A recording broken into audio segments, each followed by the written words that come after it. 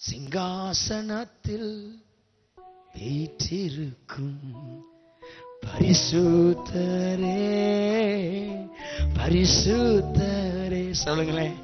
சிங்காசனத்தில் வீற்றிருக்கும் பரிசுத்தரே பரிசுத்தரே. ஆராதனை உமக்கு, ஆராதனை. சொல்லுங்க. ஆராதனை.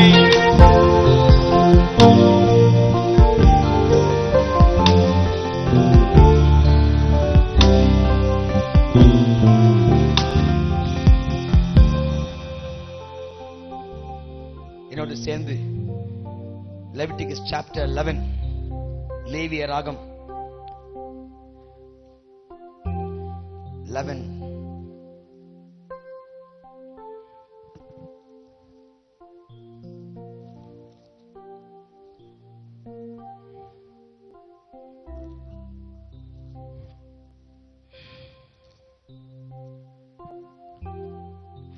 Fifth verse.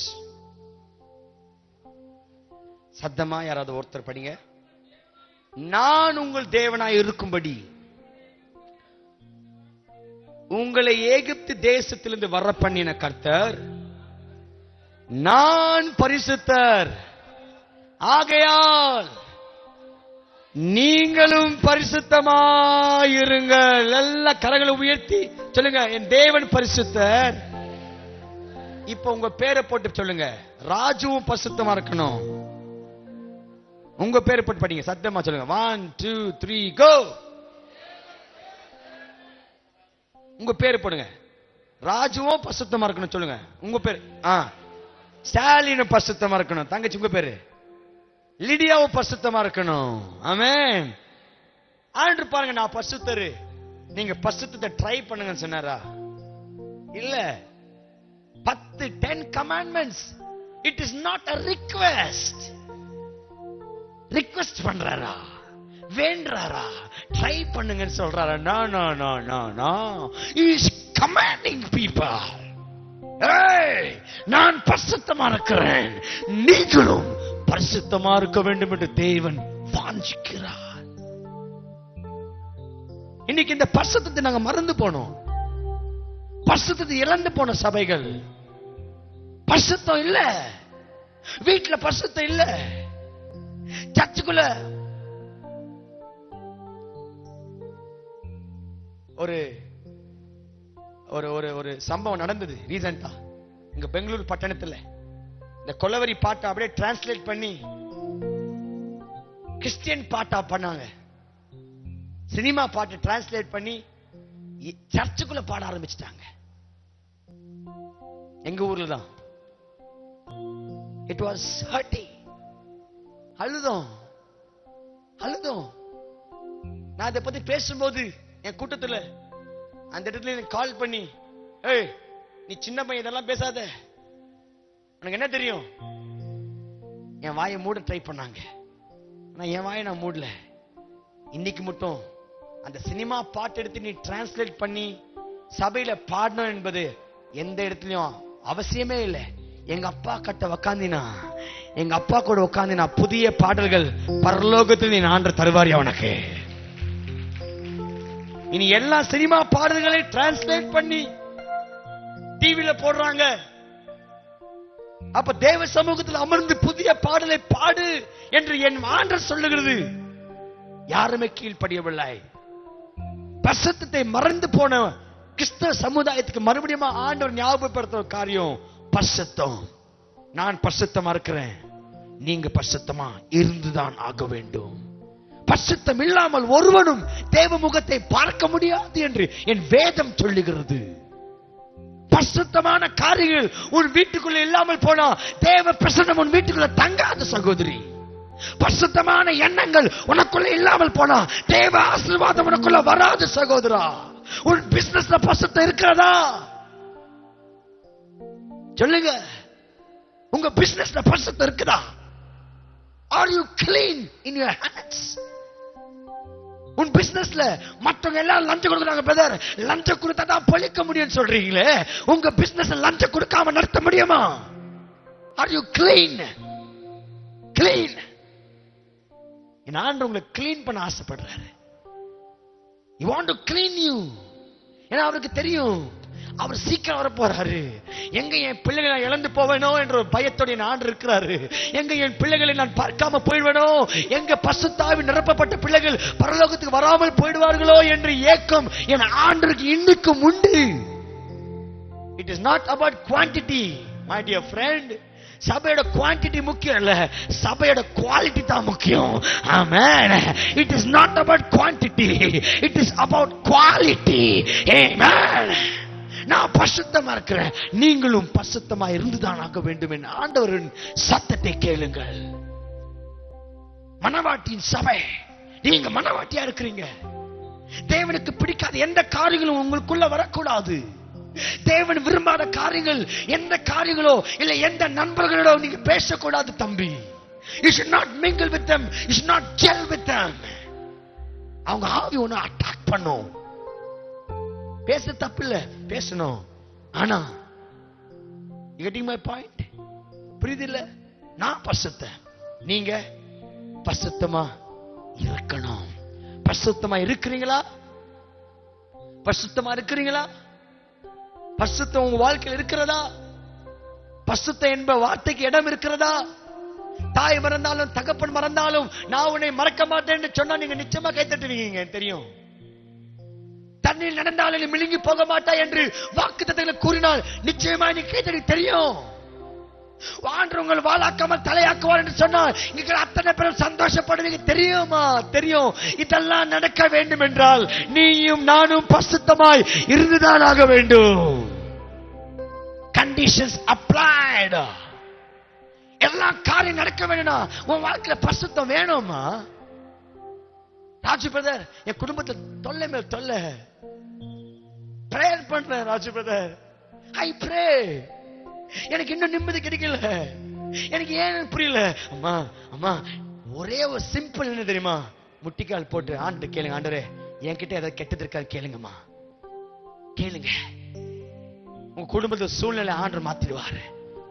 அந்த தீர்க்கதரிசி இந்த தீர்க்கதரிசி ஓடுறதை விட்டுட்டு விட்டு இப்ப முட்டிக்கால் போட, ஆண்டவரே ஏதாவது வேதனைப்படுத்தும் காரியங்கள் என்னிடம் உண்டோ என்னிடம் உண்டோ என்று நீங்க கதறி அழும்போது தேவன் உங்க குறைகளை காண்பிப்பார்.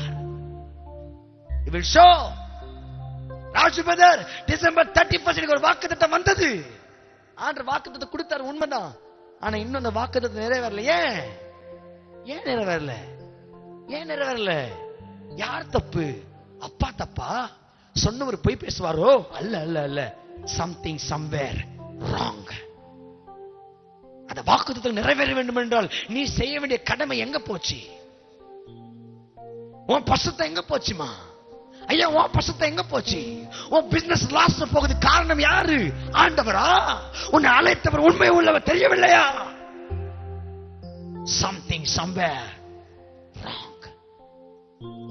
பசுத்தம் பசுத்தம் என்னோடு சேர்ந்து turn your Bibles.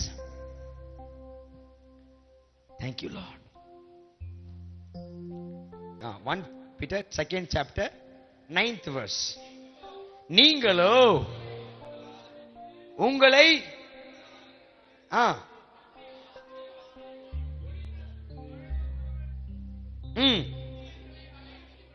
புண்ணியங்களை அறிவிக்கும்படிக்கு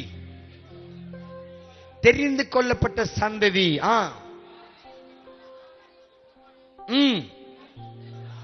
பரிசுத்த, சொல்லுங்களேன், பரிசுத்த ஜாதியாவும் உங்களுக்கு ஒருத்தர் படிங்களேன், அவருக்கு சொந்தமான ஜனமாயும் இருக்கிறீர்கள். அவருக்கு சொந்தமான ஜனங்களாய் இருப்பீர்களாம். மறுபடியும் அந்த 9th verse மட்டும் ஒருத்தர் சிங்கிளா படிங்க. நீங்களோ உங்களை அந்தகாரத்தினின்று, உங்களை அந்தகாரத்திலிருந்து நம்முடைய ஆச்சரியமான ஒளியிடத்துக்கு வரவழைத்தவருடைய புண்ணியங்களை அறிவிக்கும். பாருங்க, உங்களை ஆச்சரியமான அந்த ஒளி, தேவன் உங்களை மீட்டு அந்த இருளிலிருந்து மீட்டு அந்த புண்ணியங்களை அறிவிக்க வேண்டும் என்று தேவன் விரும்புகிறார். அப்புறம் தெரிந்து கொள்ளப்பட்ட சந்ததியாயும் அந்த புண்ணியங்களை அறிவிக்க வேண்டும் என்று தெரிந்து கொள்ளப்பட்ட சந்ததியா. அப்ப எல்லாருமே அழைக்கப்பட்டதுனால எல்லாருமே பிரீச் பண்ணிடலாம் என்பது அல்ல. எப்படி அந்த புண்ணியங்களை அறிவிக்கணும் ஆண்டு பாருங்களேன். ஒண்ணு சொல்லிட்டுங்களா, எப்படியோ பாவம் பிரசங்கம் பண்றான் விட்டுடலாம், எப்படி நான் பிரசங்கம் பண்ணி போட்டோம், எப்படியோ எனக்காக இருக்கிறான். காங்கிரஸ் பார்ட்டி மாதிரி இல்ல, அதிமுகவா திமுக மாதிரி இல்ல, தாமுக மாதிரி இல்ல எங்க ஆண்டவர். எப்படியோ அவன் குடிகாரனோ கொள்ளக்காரனோ என் கூட இருக்கிறான் எப்போதும்.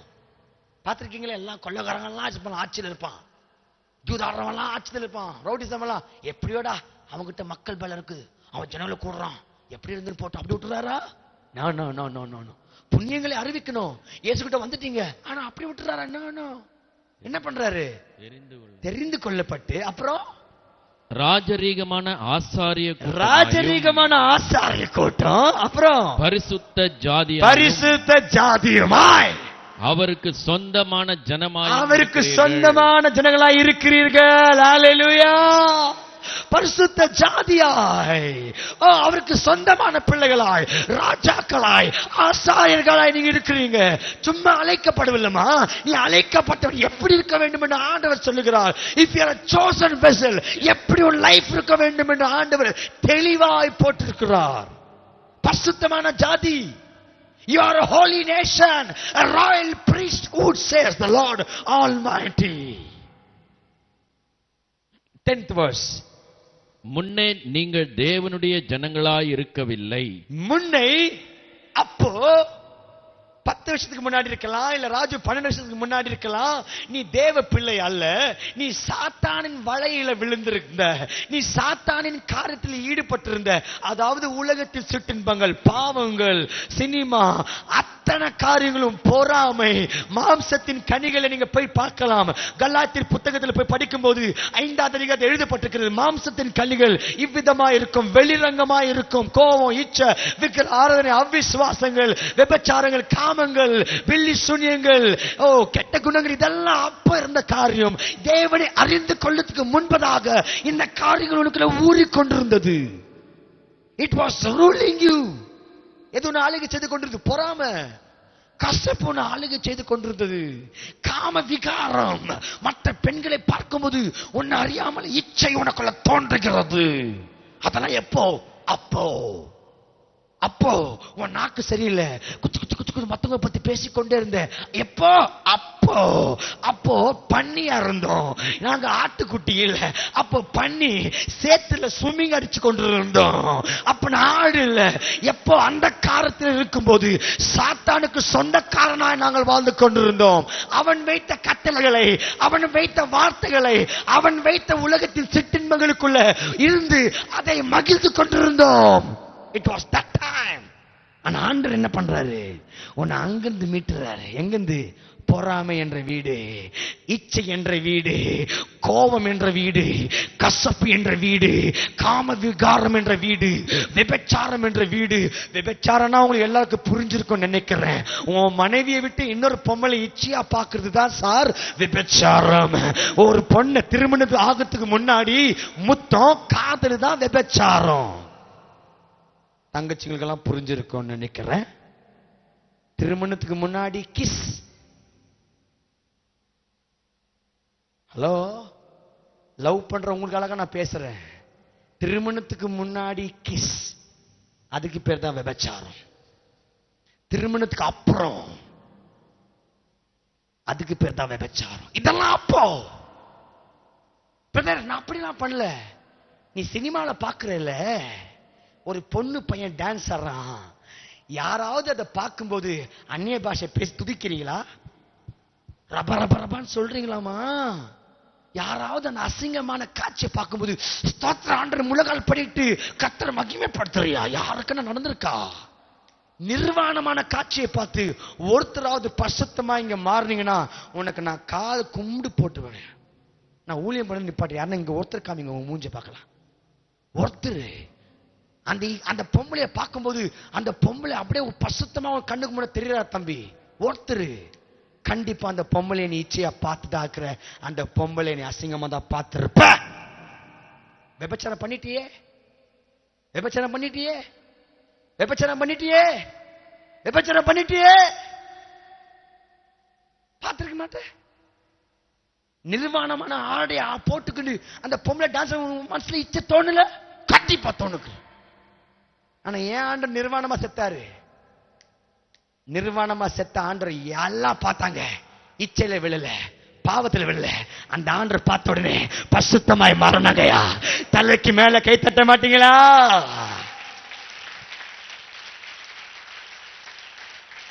அந்த நிர்வாணத்துக்கும் இந்த நிர்வாணத்துக்கு வித்தியாசத்தை பாருங்க. You getting my point? நான் முடிக்கிறேன். அந்த நிர்வாணத்துக்கும் என் ஆண்டவர் நிர்வாணமா செத்தாருங்க. He died on the cross naked. உங்களை அந்த நிர்வாணத்தை செத்து அந்த ரட்சிப்பு நாடே கொடுத்தாரு. நீங்க நிர்வாணமான காட்சியை பாக்குறீங்க, நீங்க பரிசுத்தமா மாறி இருக்கிறீங்களா? அப்போ இதெல்லாம் அப்ப இருந்ததுமா. ஆனா இன்னைக்கு இதெல்லாம் உங்க கூட வருதா? இன்னும் உங்க வீட்டுல இருக்கா? இன்னும் இருக்கா? is still there in your life? இன்னும் அந்த பொறாமை இருக்காமா? இன்னும் அந்த பெருமை இருக்கா உனக்குள்ள? இன்னும் அந்த இச்சை இருக்கா உனக்குள்ள? இன்னும் அந்த கோபம் இருக்கா உனக்குள்ள? இன்னும் அந்த கசப்பு உனக்குள்ள இருக்கா? அப்ப நீ இன்னும் முழுமையா மாறலமா. இன்னும் முழுமையா மாறல. என் ஆண்டவங்களை மாத்த விரும்புகிறார், முழுமையாய் அழகுபடுத்த விரும்புகிறார். உங்களை பொன்னாய் மாறி மனவாட்டியாய் ராஜரீக அபிஷேகம் கொடுத்து உங்களை ஆசாரியராய் உங்களை பார்த்து ரசிக்க விரும்புகிறார். அவர் அறைக்குள்ள அந்த நேசத்துக்குள்ள உங்களை அழைத்து கொண்டு அந்த பாசத்தை வெளிப்படுத்த விரும்புகிறார். அந்த அறைக்குள்ள உன்னை கொண்டு போகணும். அந்த மணவாளன் அந்த மணவாட்டிய ரகசியங்களை பேச உன்னை அறைக்குள்ள கொண்டு போக விரும்புகிறார். ஆனா நீயோ அசிங்கமா இருக்கிற. அவர் உன் முகத்தை பார்க்க யோசிக்கிறார். உன் முகத்தில் அவர் பார்க்க ரசிக்க முடியவில்லை. உன் வாசனை அந்த சுகந்த வாசனை இனி இல்லை. இனி ஜெபம் பண்ணும்போது உன் துதிகளை கேட்கும் போது அவனால முடியல. இனி ஏன் மணவாட்டி, இது ஏன் மணவாட்டி இல்ல, இது வேற யாரோ என்று கண்களை மூடிக்கொள்ளுகிறார். He is turning off his face from you. You know why? Because there is no holiness in you. அந்த பாசம் அந்த நேசமானவர் அறைக்குள்ளே உன்னை இழுக்க ஆசைப்படுகிறார். ஆனா ஏதோ ஒரு தடை, உனக்குள்ள பழைய காரியங்கள் இன்னும் என்னை இழுத்துக் கொள்ளும், ஓடி வந்திடுவேன். என்னை இழுத்துக் கொள்ளும், ஓடி வந்திடுவேன். அறைக்குள் அழைத்து செல்லும், மகிழ்ந்து களி கூறுவேன். அறைக்குள் எங்க வீட்டுல சின்ன வீடு இருக்கும், 7 பேர் தூங்குவோம், செபிக்கிறதுக்கு இடம் இருக்காது. பாத்ரூம்குள்ள போயிட்டு எங்க வீட்டுல அங்க காம்பவுண்ட் இருக்கும், 10 வீடுக்கு ஒரே ஒரு பாத்ரூம் தான். அப்போ ஆண்டு ஏற்றுக்கொண்ட பிறகு ஐயோ என்கிட்ட ஆண்டுகிட்ட நான் பேசணுமே, 12:30 மணி ஆயிடுச்சு, 1:30 மணி ஆயிடுச்சு, நான் எப்படி ஜெபம் பண்ணுவேன்? எல்லாம் முடிச்சிருக்காங்களே, எல்லாம் தூங்கின பிறகு அந்த பாத்ரூம்குள்ள போயிட்டு கதவை சாத்தி முழங்கால் பண்ணிட்டு அப்பா கூட பேசுவேன், ரகசியங்களை பேசுவேன், வெளிப்பாடுகளை பேசுவேன். ஆண்டவர் பேசுவாரு, எங்க குறைகள் எல்லாம் ஆண்டவர் எடுத்துக்குவாரு, என்ன சுத்திகரிப்பாரு. That is the experience what I had with God till date. இன்னைக்கு மட்டும் அந்த பாசத்தோடு உறவாடுகிறேன். தனிப்பட்ட அறையில நடக்கும்போது துதிப்பேன், ஆடுவேன், பாடுவேன், அவர் கூட கொஞ்சுவேன், அவர்கிட்ட பேசுவேன். I love that. இன்னைக்கு கூட அம்மா, இன்னைக்கு அந்த அனுபவத்துக்குள்ள நீ இருக்கிறியா? அந்த ரகசியங்களை பேச அந்த அறைக்குள்ள நீ போக முடிகிறதா? கதவை சாத்தி தேவனும் தனித்தனியாய் முகமுகமாய் அவர் சத்தத்தை கேட்க முடிகிறதா?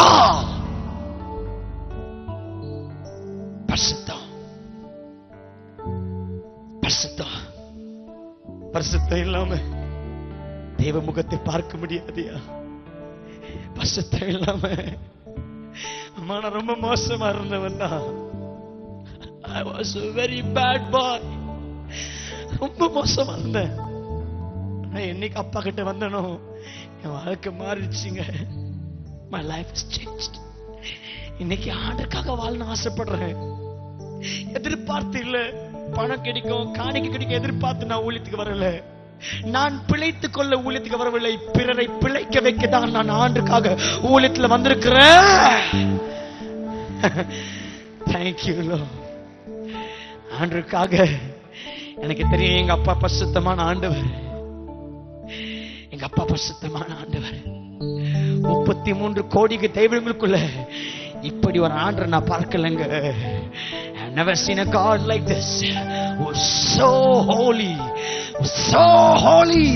பரிசுத்தர், பரிசுத்தர், பரிசுத்தர் என்று சேருபீம்கள் தூதர்கள் எல்லாம் அந்த அந்த அந்த முதியவர்கள் அமர்ந்து கொண்டு பரலோகத்தை தொடர்ச்சியா பேசுகிற ஒரு வார்த்தை, நீ பரிசுத்தர், நீ பரிசுத்தர், நீ பரிசுத்தர்.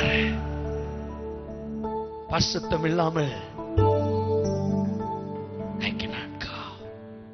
அம்மா, தங்கச்சி, தம்பி, சினிமா, டிவி சீரியல், இன்னைக்கு வீட்டுக்கு நீங்க போங்க, அந்த சீடியை தூக்கி பத்த வச்சிருங்க. இன்னைக்கு வீட்டுக்கு போகும்போது அந்த டிவி சீரியலை பார்க்கும்போது உங்களுக்கு வாந்தி வரணும். ஏன்னா என்னைக்கோ பண்ணிக்கு தான் சேறு பிடிக்கும். நீ ஆட்டுக்குட்டி சேர பாத்தினா, பாவத்தை பாத்தினா உனக்கு வாந்தி வரணும். You need to vomit. வேதம் சொல்லுகிறது, நாய் தன் கக்கினதை